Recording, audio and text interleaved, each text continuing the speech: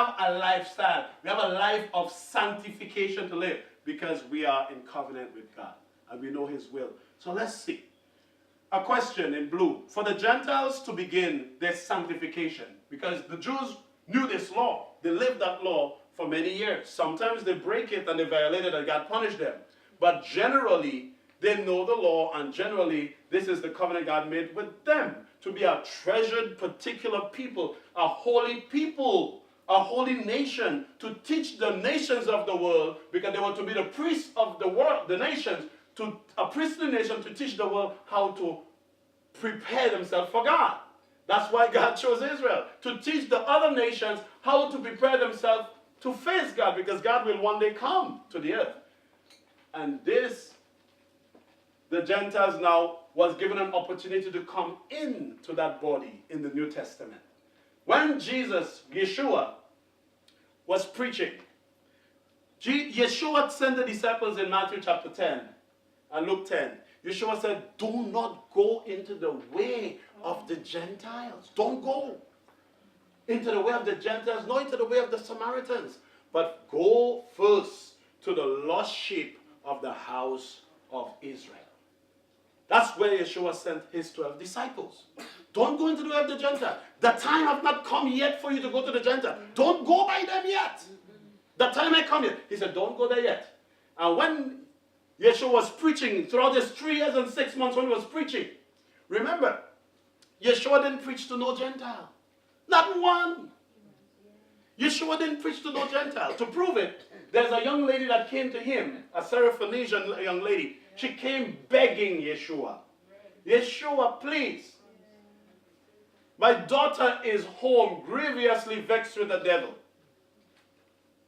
Pray for her that she may be healed. This is Yeshua. Master, my daughter is grievously vexed with the devil. Pray for her that we may be healed. This is Yeshua. Master, my daughter is grievously vexed with the devil. Pray for her to be healed. Yeshua never answered the woman yet. The disciples were tired. It's very insulting, some people might think. But the disciples started and said, Master, stop her. She's crying after us. The disciples said, she's crying after us. Then they said, Master, stop her. Then Yeshua turned to the woman and talked to her. All the time he was ignoring her. Some people think, oh, why? How can the loving Yeshua do that? The loving Jesus. No, he came to save everybody. You think Yeshua, the prophecy must fulfill. Yeshua was sent to Israel. If he had go to anybody else, according to what the prophet said, the prophets would be liars. He couldn't go to them. But he make an exception for this woman. Why? Because of her faith. What did Yeshua say to the woman? Yeshua said, woman, it is not right for me to take the children's bread and cast it to dogs. Strong statement. The woman, you think the woman say, you insulted me. How can you call me a dog? You make me, you all make man. We all come from one blood. Why are you calling me a dog? Yeshua called a woman a dog. It's not right for me to take the children's bread and cast it to dogs. The woman was so humble and wise. The woman said, yes, Lord. Yes, Lord. You're right. Some people come into Israel and they're so bold and they're so proud. And they come into the Jew and they acting like they are better than the Jew. And they're so holy, more holy than the Jew. And they come in not in a humble spirit. Look at this woman's attitude. Lord, you're right. I am a dog. But master, the dogs eat the crumb from the master's table. My God, she don't know what she did. The lady don't know what she did. She touched the heart of the master. Yeshua said, woman, great is your faith. I have not seen so great faith nowhere in Israel. This woman had more faith than all the Jews she's preaching to. See? Humility. You see that, brethren? Powerful. And she said, woman, go. Your daughter is healed. The daughter was healed immediately. There's another man that came to Yeshua. and Yeshua couldn't ignore him. And the Pharisees begged him. It's in Matthew chapter 8. The Pharisees begged Yeshua to do it for him because why? He built us a synagogue. He's a centurion. He's a good man. He loves our people. Yeshua begged, the Jews begged Yeshua to do. They had to beg him. But Yeshua didn't preach to them. But Yeshua showed mercy to them and healed. He said, my servant is sick. The servant, he said, my servant is sick. The centurion came to him, and Yeshua said, I'll come and heal him, because the Jews begged him to go. What did the centurion say? The centurion said, I'm a man under authority, because I'm over 100 soldiers. Whatever I tell them to do, they do. Go and come here. I'm under authority. You're under authority, master. Just say the word and my servant shall be. You don't need, I'm not worthy. The man said, big Roman soldier, Rome ruling over them. Big Roman soldier. He said, I am not worthy for you to come under my roof. Just say the word, and my servant shall be healed. You see how he humbled himself to the master? Are we approaching the people of the book like that?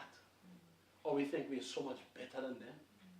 For whatever reason, that's not the right spirit.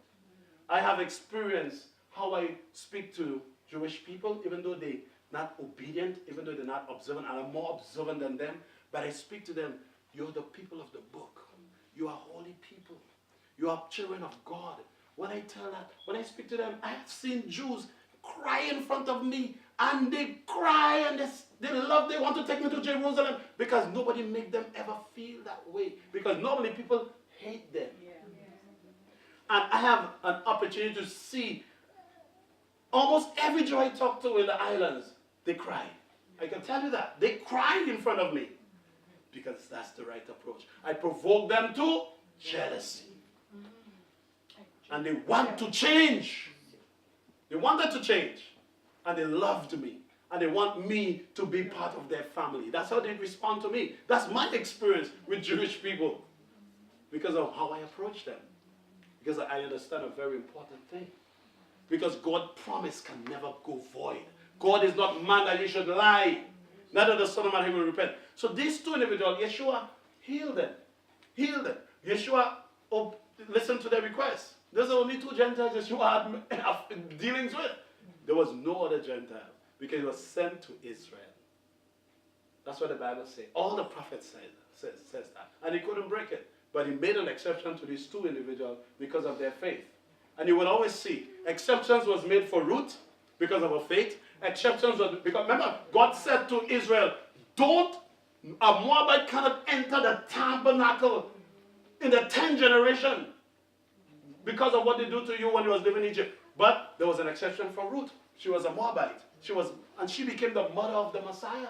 The great-grandmother Ruth. Her mother, because of her faith. Rahab was another exception. She was a Canaanite. And the Lord said, don't make no covenant with a Canaanite. What the spies did, they tell her, put a red thread, we make a covenant with you. We will not kill you nor your household. An exception was made for them because of their faith. The Lord will make concession for you because of your faith and because of how you love God, the God of Abraham, Isaac, and Jacob. You could read throughout the scripture. Exceptions was made for these people because of their faith. Now, we're going back to our topic. They were called dogs. And they were cast, these individuals, Yeshua did not preach to them. So he said for the Gentiles to begin their sanctification. Now in the book of Acts 15, you're going to see where the Gentiles was given some instructions. Now that you're coming into the body of the holy people, you have some requirements to meet. So what the Gentiles had to do, to begin their sanctification, because there's a process. Sanctification is a process. They had to adhere to 4 principles. Are we following these principles today? We're going to examine the 4 principles. Let's look at all what Christianity is doing today. Even the Church of God, the Adventists. Let us see. And all of Christianity, let's see if we're following those 4 principles. This is the instructions that the apostles was giving in the New Testament to the Gentiles. And we are from the Gentiles. We came from the Gentiles. Let us see if we're following these principles. Acts 15:19. He said, wherefore my sentence is that you trouble not them, which from among the Gentiles are turned to God. But we write unto them that they abstain from pollutions of idols. Abstain from pollution of idols. That's one principle. What is abstaining from pollution of idols? They were supposed to do that to be accepted into the community, to even sit down at the table with a Jew to eat.